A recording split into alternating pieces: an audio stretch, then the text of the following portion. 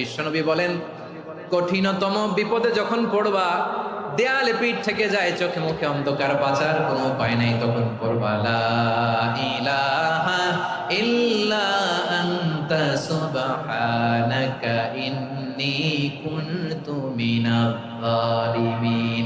আল্লাহ, তুমি ছাড়া কোনো ইলাহ নাই, তুমি পবিত্র, নিশ্চয় আমি জালিমদের অন্তর্ভুক্ত। সুবহানাল্লাহ বলেন। এই দোয়া সাইয়েদনা ইউনূস আলাইহিস সালাম পড়েছিলেন যখন মাছের পেটে ছিলেন। লা ইলাহা ইল্লা আনতা সুবহানাকা ইন্নী কুনতু মিনাজ জালিমিন। বিশ্বনবী বললেন, দেয়ালে পিঠ থেকে গেলে, চোখে মুখে অন্ধকার, বাঁচার কোনো উপায় নাই, তখন এই দোয়াটা পড়তে হবে। এই দোয়া পড়ে আল্লাহর কাছে ফরিয়াদ করলে বিপদ মুক্ত করবেন কে? এই দোয়াটা আল্লাহর কাছে এত পছন্দনীয় কারণ এ দোয়ার প্রথম অংশে আছে তাওহীদ, আল্লাহর একত্ববাদের ঘোষণা।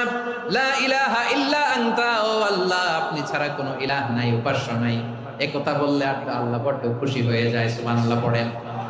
এ দোয়ার দ্বিতীয় অংশে আছে তাসবিহ, মানে আল্লাহর প্রশংসা, প্রশংসা সূচক বাণী।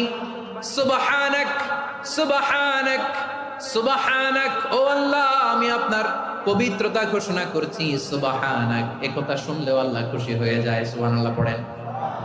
এই দোয়ার তৃতীয় অংশে আছে তাকরীর। তাকরীর মানে পাপের স্বীকৃতি। তাকরীর মানে কি? তাকরীর মানে পাপের স্বীকৃতি। এই দোয়ার তৃতীয় অংশে আছে ইন্নী কুনতু মিনাল জালিমিন, ও আল্লাহ, আমি জালিমদের অন্তর্ভুক্ত। আল্লাহ, আল্লাহ, আমি জালেম, আল্লাহ, আমি ভুল করেছি, অন্যায় করেছি, আল্লাহ, আমি জালিমদের অন্তর্ভুক্ত। এই পাপের স্বীকৃতি, অ্যাকনলেজমেন্ট আল্লাহ বড় পছন্দ করে। যখন আল্লাহর কাছে আপনি ছোট হবেন, ছোট হতে হতে যত ছোট হবেন, ওই দৃশ্যটা দেখতে আল্লাহ বড় পছন্দ করে। সুবহানাল্লাহ বলেন। বিপদে পড়লেই প্রথমে ইন্না লিল্লাহ কি বলে নিজেকে আল্লাহর কাছে সঁপে দিতে হয়? হাসবুনাল্লাহ। চরম বিপদে দেয়ালে পিঠ থেকে গেছে, তখন লা ইলাহা ইল্লা আনতা সুবহানাকা ইন্নী কুনতু মিনাজ জালিমিন। এরপরে লা ইলাহা ইল্লাল্লাহুল আযীমুল হালিম, এই দোয়া। আকস্মিক বিপদ, হঠাৎ যেন কোনো বিপদ আমাকে পেয়ে না বসে, এটার জন্য বিসমিল্লাহিল্লাযী লা ইয়াদুররু মা ইসমিহি শাইউন ফিল আরদি ওয়ালা ফিস সামাই ওয়া হুয়াস সামিউল আলীম। সকালে 3 বার, রাতে 3 বার।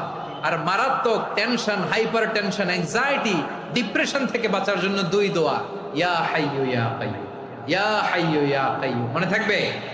আর আল্লাহুম্মা ইন্নী আবদুক, এই দোয়া। ঋণ থেকে বাঁচার জন্য 2 দোয়া, আল্লাহুম্মা ইন্নী আউযু বিকা মিনাল হাম্মি ওয়াল হাযান, এটা। আর আল্লাহুম্মা কফিনি বিহালালিকা আন হারামিকা ওয়া আগনিনি বিফাদলিকা আম্মান সিওয়াক। আর সব সময় পড়ার জন্য একটা আমল দিয়ে যাই।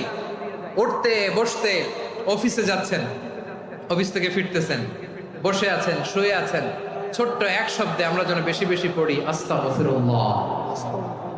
আওয়াজ করে আমার সাথে পড়ুন আস্তাগফিরুল্লাহ। আবার পড়ুন আস্তাগফিরুল্লাহ। আল্লাহ রাসূল সাল্লাল্লাহু আলাইহি ওয়াসাল্লাম বলেন, মান লাজিমাল ইস্তিগফার, যে সব সময় এরকম ইস্তিগফারের সাথে লেগে থাকে, জাআলাল্লাহু লাহু মিন কুল্লি যিকিন মাখরাজা, আল্লাহ তাআলা তাকে কোনো বিপদে আটকান না, সে জীবনে আটকাবে না, যে কোনো বিপদে আল্লাহ তার রাস্তা বের করে দিবেন। ওয়া মিন কুল্লি হাম্মিন ফারাজা, দুশ্চিন্তা মুক্ত হবে। ওয়া ইয়ারযুকহু মিন হাইসু লা ইয়াহতাসিব, এমন জায়গা থেকে আল্লাহ রিজিকের বন্দোবস্ত করবে যেটা সে কল্পনাও করে নাই। আওয়াজ করে পড়েন সুবহানাল্লাহ। আমাদের জীবনে বিপদ আসবে, কষ্ট আসবে, দুঃখ আসবে, কিন্তু বিপদে আপদে আমরা হাল ছেড়ে দিব না, হতাশ হব না। মুমিন হতাশ হয় না, নিরাশ হয় না, হাল ছেড়ে দেয় না। মুমিন ভরসা রাখে একজনের উপর। আওয়াজ করে বলুন, তিনি কে? বিপদে পড়লে আমাদেরকে উদ্ধার করে কে? আবার আমাদেরকে যদি কোনো নেয়ামত আল্লাহ দিতে চান, ওইটা কেড়ে নেওয়ার ক্ষমতা কারো আছে? তাহলে আমরা কানেক্টিভিটি বাড়াবো কার সাথে? আমাদের প্রার্থনার ফরিয়াদের হাত তুলবো কার কাছে? আল্লাহ তাআলা আমাদের সবাইকে কথাগুলো বোঝার ও আমল করার তৌফিক দান করুন।